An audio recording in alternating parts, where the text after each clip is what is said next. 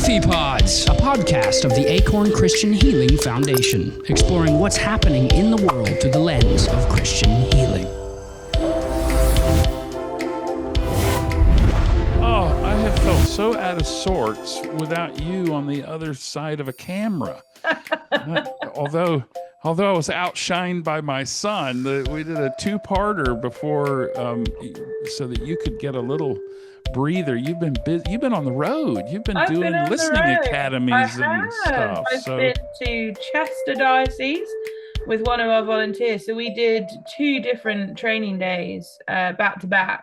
And then we're going back in January to do a third one in Manchester. Oh my goodness! Yeah, that's fantastic. It was you really obviously good. are popular. They like you, so Thank they goodness. want you.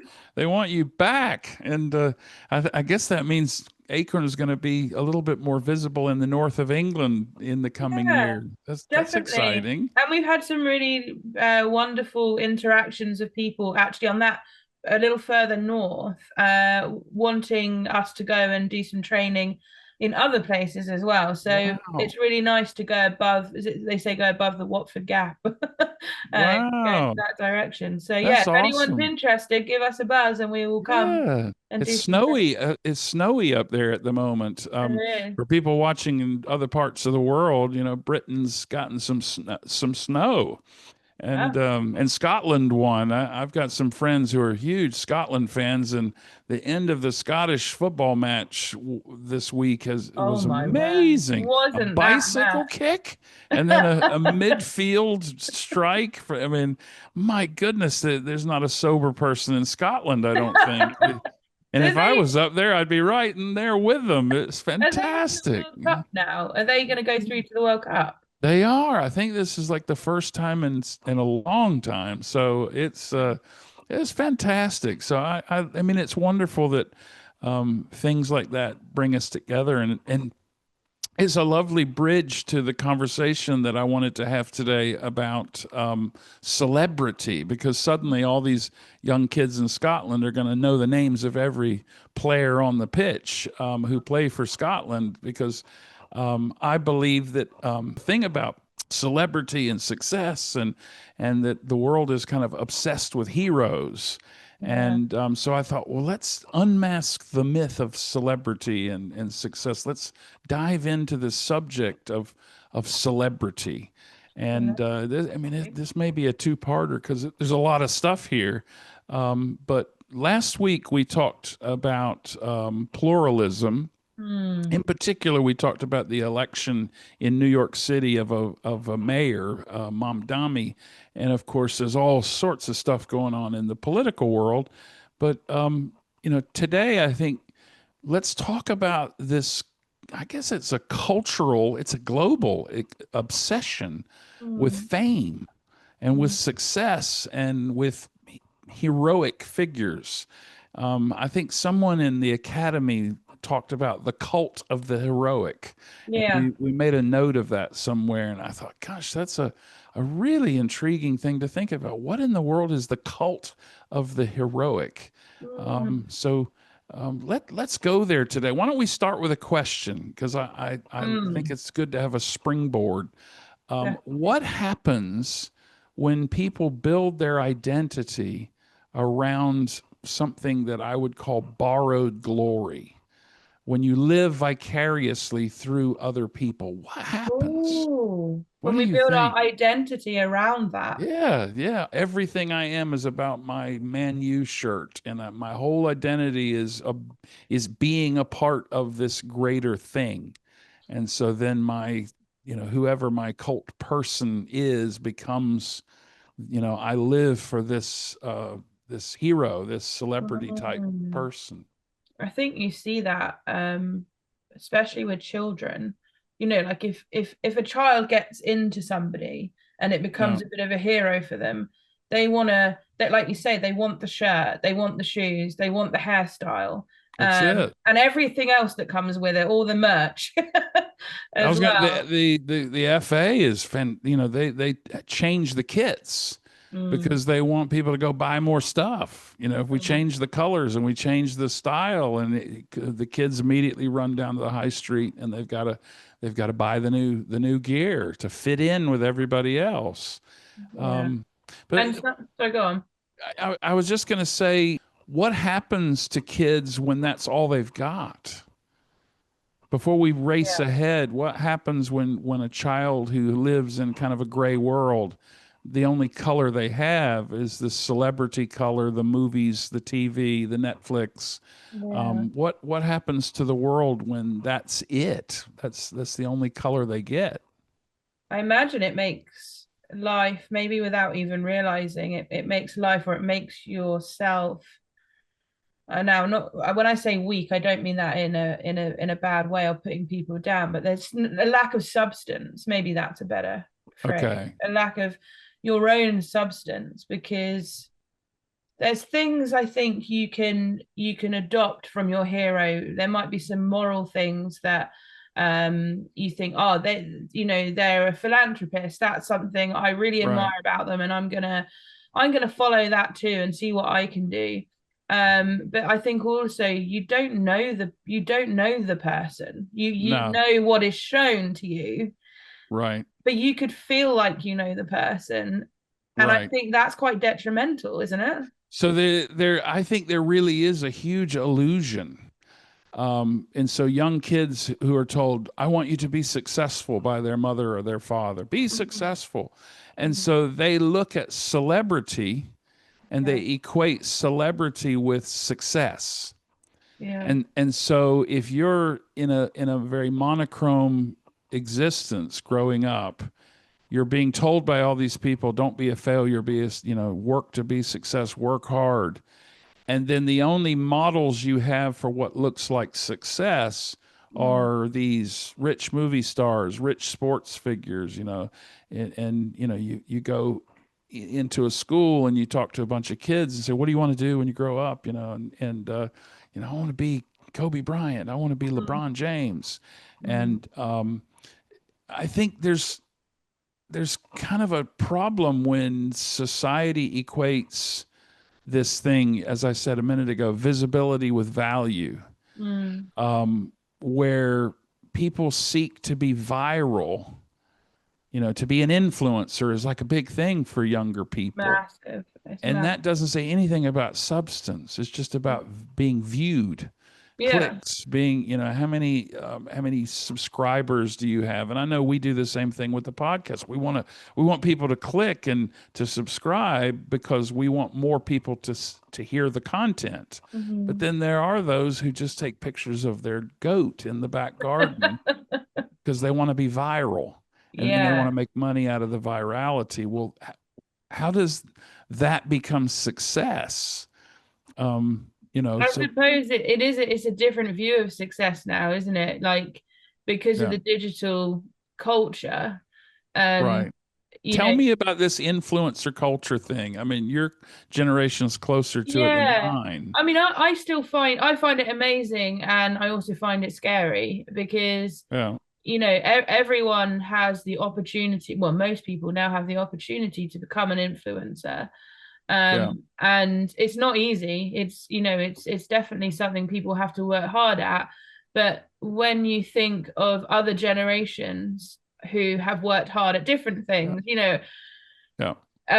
it makes you just go like, I wonder what the different generations think, especially maybe when we're thinking about heroes. Sure, um sure. I imagine some older people might look at some influencers and think, what are you doing? Like, that's not Yeah. heroic.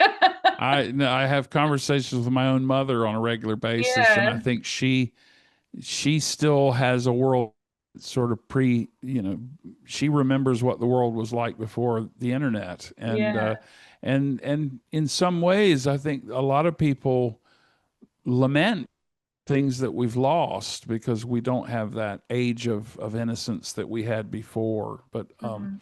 I went online because I was kind of curious, and I thought, if you ask kids today Yeah. what their dream job is. Oh, okay. So I thought, what would the top 5 dream jobs be if you were to go into middle school, A levels, and talk to kids who are thinking about university and things like that. What would their answer be? I'm guessing these are kind of probably 13-year-olds that were Okay. at. I don't know, because I don't know how they crunch these numbers. I should fact check, but the information's still solid. The number one dream job for kids in 2025 on this list Yeah. was being a YouTuber or an influencer. Oh The my word. number one response, kids they're drawn to the creativity, the They fame, are. the fun of content creation. And so this really is kind of this crazy rise of, aspirational virality, people wanting to be famous. And Yeah. oh, you're an influencer, and I say this knowing that my own daughter does this in New York Right. City. This is one of the things she does, is that brands will reach out to her and say, can you make content and put our product in it, and we'll give it to you for free, and then they'll give her money. That's how it works. And Sorry to but kids interrupt. today ask, what do you want to be when you grow up? I want to be an influencer. And I thought, wow. I find that really interesting because also part of me, when I think of an influencer, I think they're getting to be creative and do the thing maybe that they want to do that they may not have ever had the opportunity to do any other way. But then also it gets to the point, and you mentioned your daughter who will have a business come to her. That's how a lot of it is just advertising. People are just This like is marketing. glorified avatar, yeah. This is and just and at marketing that and point, PR. that's it. At that point, Yeah. do you still feel like you're being creative, or do you feel like you've got the reins on a bit? I'd love to chat. It'd be great to chat to your daughter. We should have her on the podcast. I think it would be fun, because I think there are times when you're paid to promote products that you don't really believe in. And then what do you do?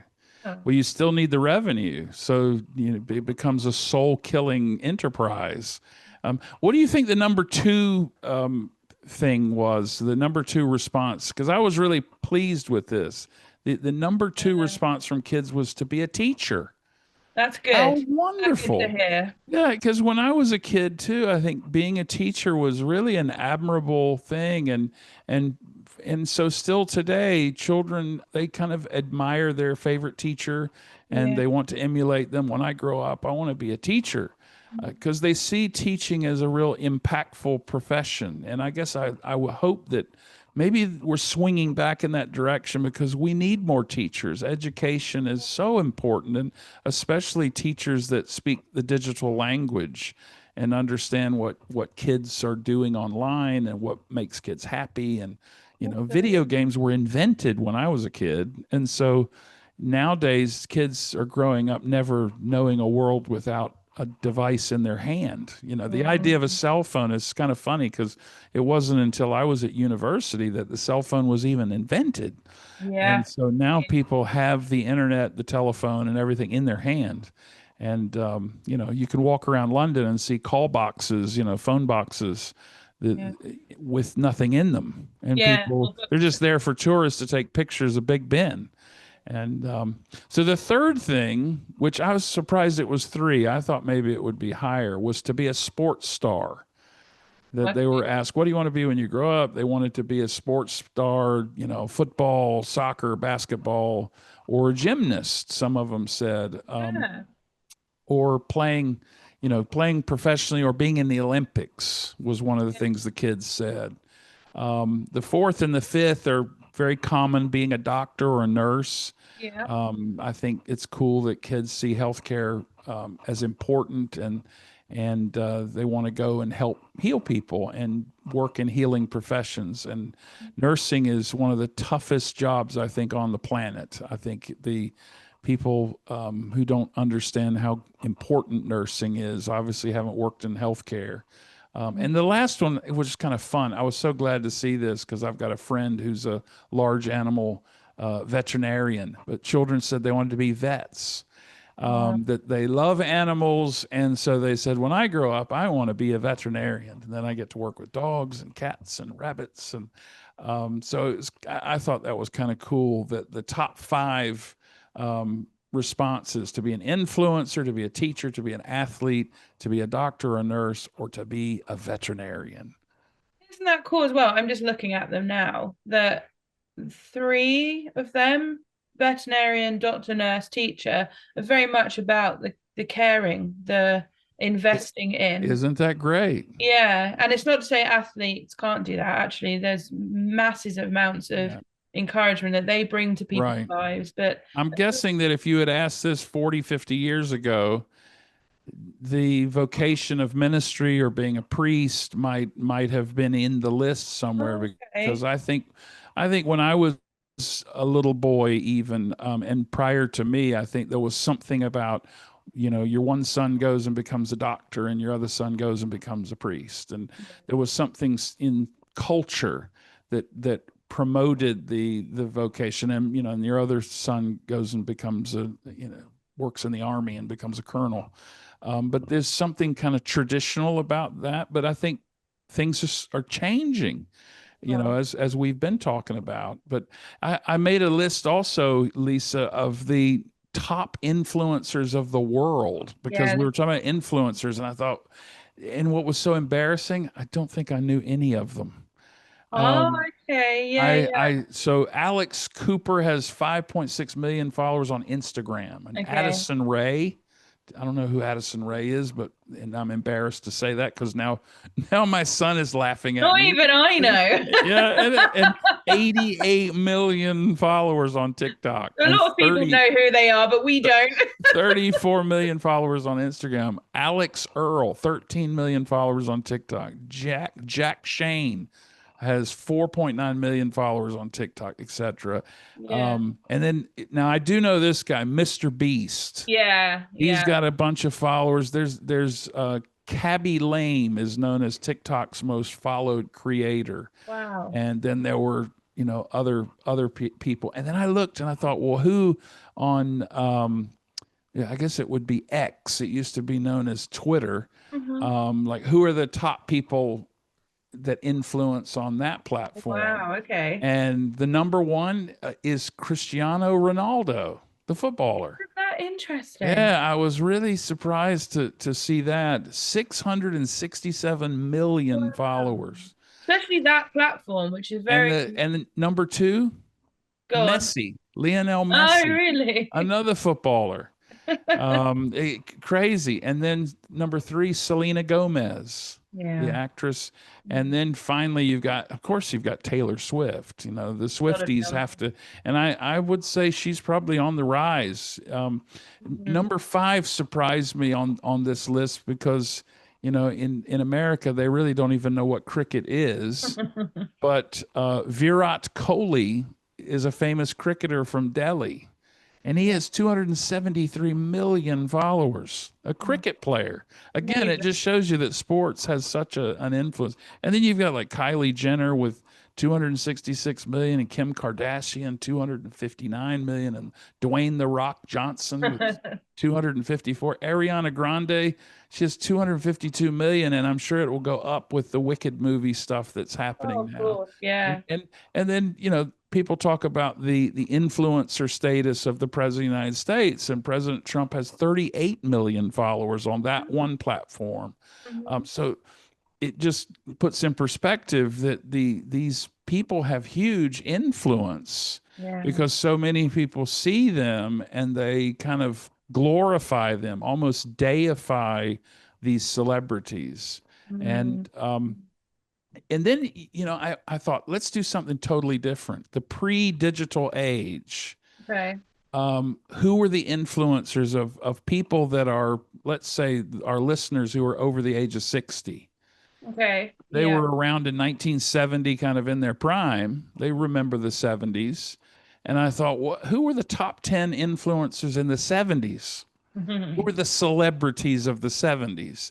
And I listed a couple because, again, I wonder whether the name recognition of celebrity was, the mega star of the 70s is very different than the social media influencer on Instagram today. There's a different kind of Yeah, vibe. And yeah, so I listed 10, and I'm David Bowie, yeah. David That's my Bowie. aunt. That is my aunt's hero. Yeah, Ziggy Stardust. And Ziggy Stardust actually was launched just down the road here in Tolworth, Nice. not far from where I'm sitting today. Yeah. Um, John Lennon, of course, former Beatle. Muhammad Ali, boxing legend. Again, these are the top 10 in 1970. I just went to 1970 and looked up the 10 most influential people. Farrah Fawcett. I don't know if you remember Farrah Fawcett. You're probably not old enough. Farrah Fawcett. And then she married the $6 million man, Lee Majors. And then she became known as Farrah Fawcett Majors. A little bit of trivia. But Bruce Lee, martial artist Bruce Lee, Stevie Wonder, who's still an influencer today and still very popular with his fantastic music. He was a legend in 1970. Jane Fonda. Yes. She was very much a popular person of her day, and in some ways very unpopular in 1970 because of her Vietnam positions and some of the stuff she did. Oh, okay. Cher. Yeah. Cher was very much an icon of 1970. Jacqueline Kennedy Onassis, the former First Lady. And then one of my favorite actors of all time, Robert De Niro. Oh, he's awesome. Remember him from Taxi Driver and The Godfather Part Two. He really he's played some of the greatest roles in cinema. So again, celebrity, superstar. I think young people in 1970 didn't aspire to be those people, and they didn't aspire to be influencers in the same way, but they kind of looked to them and got stardust eyes, oh, these movie stars, and they saw their names in the lights. But then you carried on living ordinary lives. I think now people genuinely aspire to be the star. I agree. They want to be, because something in them says, unless you're the star, unless you're the influencer, you haven't succeeded, you haven't made it. And there are thousands and thousands of people who call themselves influencers around the world, thousands upon thousands. And they're all chasing the same ring on the carousel. And so it's kind of a weird thing that society's kind of, now we don't have the mega star culture like we used to. Although I would say the Swiftie revolution probably was a kind of return to the Greta Garbo kind of Charlie Chaplin kind of vibe, where Yeah. you have superstardom.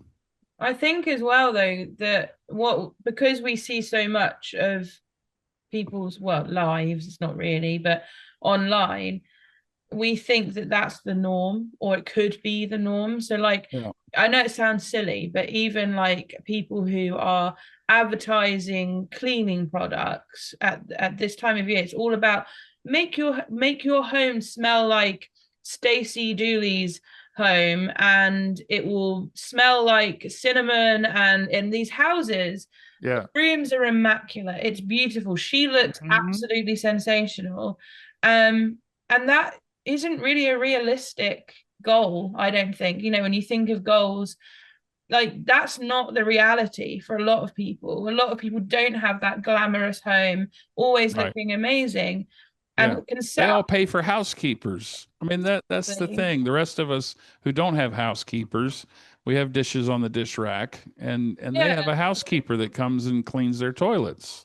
Yeah, but I think that can be so dangerous because people go, well, that's what I must aspire to because that's the norm, and it's not the norm. Right. And Yeah. that's I work in the West End. About one day a week I go up into London, and I'm a theater chaplain. And one of the things it's so interesting to me is that you have these big shows, and then when the show's over, the stars all come to the stage door, and people come wanting autographs and to get their picture taken. Can you, a selfie or sign my playbill kind of thing? And people love standing at the stage door.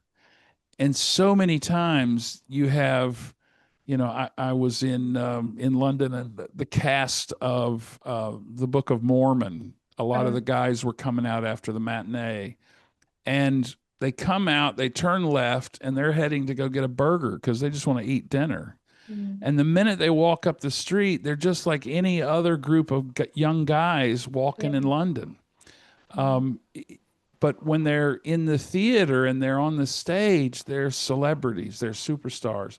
And, Mm. you know, and the same thing, I was walking down the street and John Lithgow walked Oh, past. And wow. he's in a big show. And suddenly you're like, this is like a big name actor who, you know, you've seen in tons of movies, The World According to Garp and stuff like that. And it's just like, hey, how you doing? And you just, he's just another guy on the street. Yeah. He's just a person. And I think sometimes if we could take the celebrities away from their fame, you'd find out that they're humans just like us, created in the image of God, Mm. and that they need love and they need support and encouragement. And so many horror stories of fame gone wrong are because so many people get so famous, they get so isolated. And Yeah. so the money doesn't save them. In some ways, the money seals their fate because it gives them access to things like drugs, and they make bad decisions because they're just longing to be human and normal. Yeah. Yeah. You know, Tom Felton, the guy that played Draco Malfoy, I think he's back on the stage actually in Harry Potter at the moment. And um, he was quoted as saying the idea of being famous is a whole lot better than the reality of it. And I mean, this is a guy now that walks down the street and everybody knows who he is, and Yeah. they connect him with the dark side of the Harry Potter story. And I'm guessing some days he probably just would like to be just Tom. Oh, I And imagine so. just Yeah. to be normal and not have people, oh, can I take your picture? Can you imagine so many people, they just want to sit at a cafe and have a cup of coffee, and tourists are going to come by and they're going to spot them and they're going to pull their phones out and, Yeah. hey, how are you doing? And kind of be sort of invasive. And Yeah. but I, you know, again, I just believe that it's so important for us never to lose sight of the fact that these are all just somebody's kid. Um, Yeah. Yeah. there's something that happened this week in America, which I thought was kind of fun. I'm a basketball fan, and there's a guy named Con Knuppel, Okay. and Con was a star at Duke University and a great basketball player at my old school. And he got drafted last year, so he's playing in the NBA. So he's a millionaire, doing great things, and a great basketball player. But they were going on a road trip to Wisconsin. I think it's Milwaukee. Yeah. And everybody said, oh, Con, this is where you grew up. This is your hometown. Your parents live here. Are you going to go visit your parents? And he said, well, yeah, of course.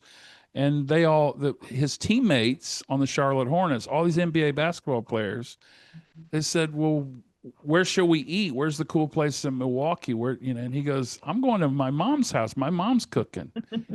The team literally were like, we want to come too. Oh, nice.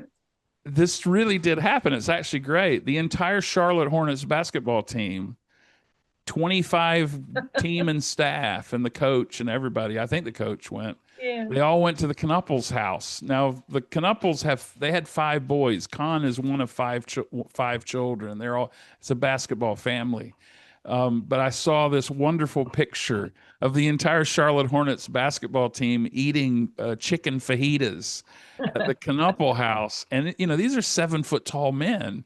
And, she said she had to cook 25 pounds of chicken fajitas Oh my goodness. to feed all these guys. But it was wonderful because they went from being like NBA stars who sign everybody's kit and, you know, and give their shoes away after a match, after a game. And there they are. She's mama's little boy, and he brought his friends home for dinner. It was just so wonderful and normal and Normal, yeah. beautiful, and you know, love you mama as he's going back on the team. But it was sweet. And I thought, that's the part people don't get to see. They see the celebrity part, and it's like, look at this diamond shining in the light. And if you can see the ordinariness, I think it makes the diamond more beautiful, because then you're like, oh wow, this guy is like me. Yeah, that's right. He's got a story like my story. I can relate more to the ordinary guy than to the star who's standing off on the side.